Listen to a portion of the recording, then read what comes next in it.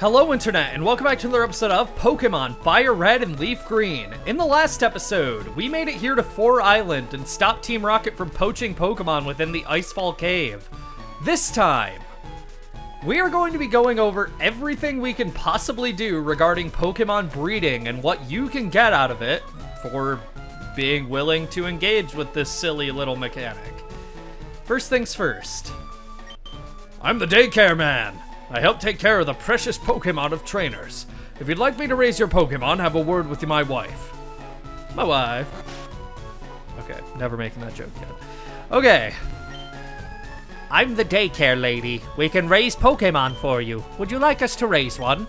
Yes, I would. I'm going to leave Umi with this lady. Fine, we'll raise your Umi for a while. Come back for it later. We can raise 2 of your Pokemon. Would you like us to raise 1 more Pokemon for you?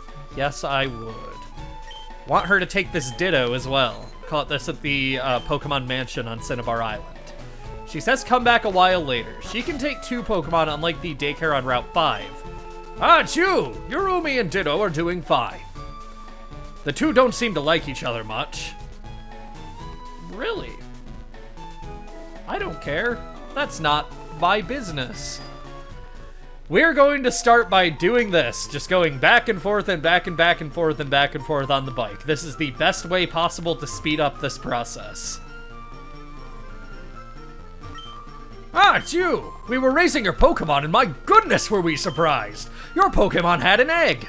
We don't know how it got there, but your Pokemon had it. You do want it, yes? Sure.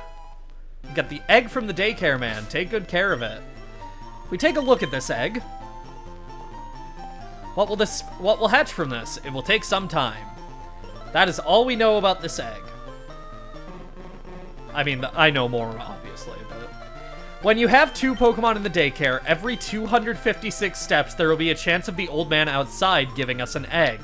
The chance of him actually having an egg at the end of his step count depends on the 2 Pokemon in the daycare. If both are of the same species and owned by the same trainer, or if they're from different species and different trainers, there's a 50% chance in every cycle. If the 2 are the same species and from a different trainer, there's a 70% chance. And if they're from different species and the same trainer, there's a 20% chance. If these Pokemon are of different egg groups, the same gender, both in the no eggs discovered group, or both are Ditto, they have a 0% chance of yielding any eggs. If both Pokemon are compatible and you've taken 256 steps, there's a chance you get an egg. Eggs are different depending on the species of the Pokemon inside. Different species have different egg cycle counts. Each egg cycle is 256 steps long, and the number required to hatch an egg will always be one more than whatever the egg's base egg cycle is. The number of required egg cycles can range from 5 to 40, with the only Pokemon requiring more than 40 being in the no eggs discovered egg group, meaning you cannot legitimately obtain them. Unfortunately, in FireRed and LeafGreen, there's no way to speed up the process of hatching an egg. You'll simply need to ride the bicycle back and forth, and that's the most speed you can get. The very next mainline Pokemon game, Pokemon Emerald, introduced several ways to speed up this process. And I'd overall recommend breeding there more if you're looking to breed Pokemon for any competitive format or challenges within the games. When you've taken a good number of steps, it's worth checking up on the egg, because its state will change occasionally. This egg is probably going to take a while to hatch, though, because this is a pretty unique Pokemon we're hatching from it. Got another egg! Awesome. I don't need that many eggs from these 2, but just having 2 will be nice so I can get the remainder of the evolutions. 3rd egg! Awesome! I am going to keep them in the daycare until one of these eggs hatches, at least. Maybe until both of the first 2 I got do. So there's a good chance that I'll end up doing something where, like, I give away these eggs on stream or something. Maybe I'll give them away during Let's Play for the Trevor Project as a donation incentive. So you can have the offspring of Umi, the shiny Vaporeon, if that's something that interests you. I'm not 100% sure if or how I'd go about doing that, but something for me to consider, I guess, because I know Chugga Conroy did something similar when he made a breeding guide in Pokemon Black 2 and White 2. And I really like that idea. I think that's a neat way of doing, like, interaction regarding making a video about this subject. I just got a 4th Eevee egg. I do not need these. I don't need this many. Please tell me your egg cycle's gone down at least. No! It's still the same for all of you. Oh God, this takes forever in this generation. 5th egg. Okay, this is getting a little ridiculous. If you're losing your mind waiting for an egg to, dear God, please just hatch already, head to Cycling Road, Route 17. There is a pretty straight path here where you're unlikely to collide with anything, where it automatically sends you downwards. Even if you do collide with something, it's usually a moving object, like a biker, so it's not a huge deal. It's usually just like 1 button press per every few steps, and you're getting a lot of steps out of this.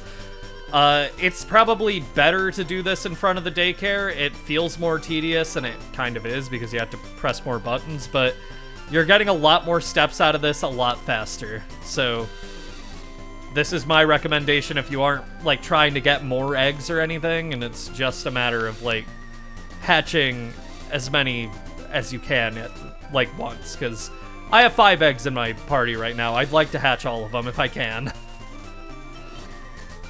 It's making sounds. It's almost ready to hatch. Oh my God. 1 is almost hatched.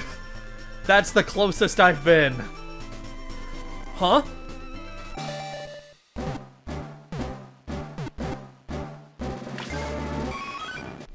Eevee hatched from the egg. I will not nickname this. Let's check this out. Eevee, sassy nature, hatched on Route 17 at level 5. Runaway is an awful ability, but Eevee has that no matter what. And as you can see, it comes knowing Toxic and Rest. Okay, so there's a lot to go over here. But we'll get to it all in due time. When an egg hatches, you get a level 5 version of whatever the mother is. Unless you're breeding with a Ditto, in which case the gender of the other Pokemon doesn't matter. There are some oddities here. For example, only Nidoran female is capable of breeding, while the entire Nidoran male line can breed with Nidoran female or Ditto. Despite this, Nidoran female's offspring can be Nidoran male or Nidoran female, while Nidoran male, Nidorino, and Nidoking can only yield other Nidoran male when breeding with a Ditto. Certain Pokemon, including Marill, will also give birth to different Pokemon depending on if they're holding an item called a Sea Incense or not. Without a Sea Incense, they'll give birth to Marill, while with it, they give birth to Azurill. So, we know how breeding works at a very basic level, but how do we min-max this to create a monster? Well, let's start by talking about egg moves. Is this guy moved up 1 tile from where he usually is? I thought he was supposed to be like a tile back. Am I crazy?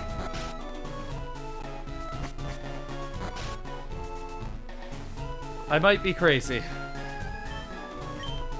To start with, baby Pokemon hatched from eggs will start with any moves that are learned at level 5 and below in their moveset, and if both parents know a move that a Pokemon can learn via level up, the Pokemon will inherit that move and hatch already knowing it.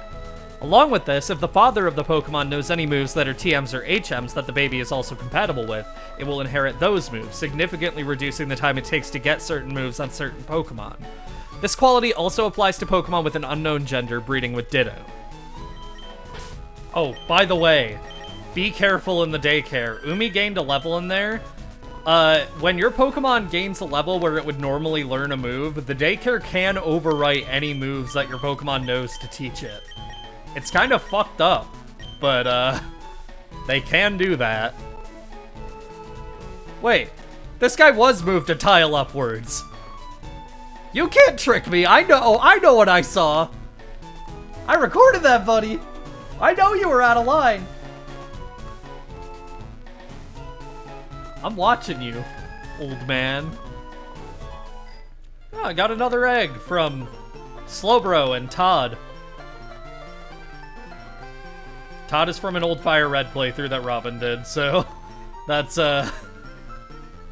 ancient history, but you'll see what that is. This is just another Pokemon I wanted to breed to showcase the next part of the video. Huh? No way! Hi, Wooper! You're the best fucking thing ever!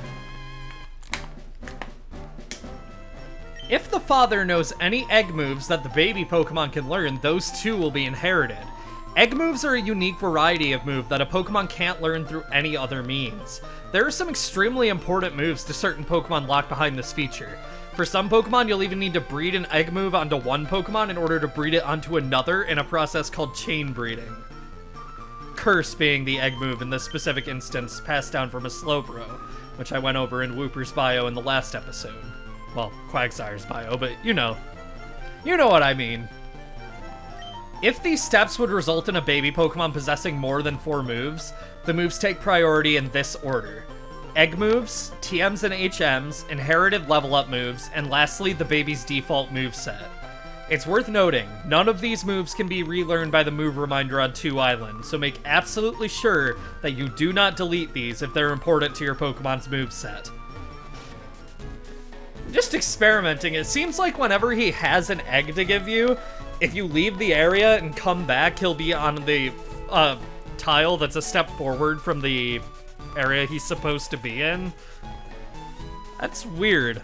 I wonder if that was changed in 1.1 or if it's actually just an intentional way of letting you know he has an egg. That is strange, though.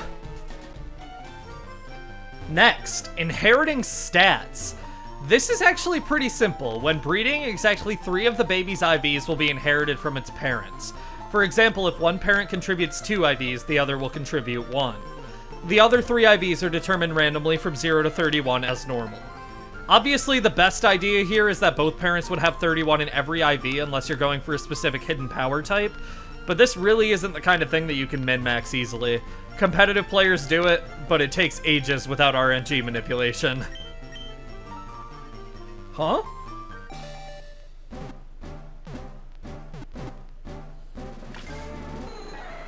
Tyrogue! Awesome! I needed you for something, buddy. Tyrogue's design has always reminded me of Emerald from Sonic Battle. Not always, but since I saw Emerald. I don't know if that's just me, but that's just how it is. Good lord. This box is funny. Anyway, unfortunately, that's about all there is to breeding in Pokemon FireRed and LeafGreen. There's no way to inherit abilities, there's no way to increase your shiny odds, there's no way to decide what parent's Pokeball a hatched Pokemon will inherit.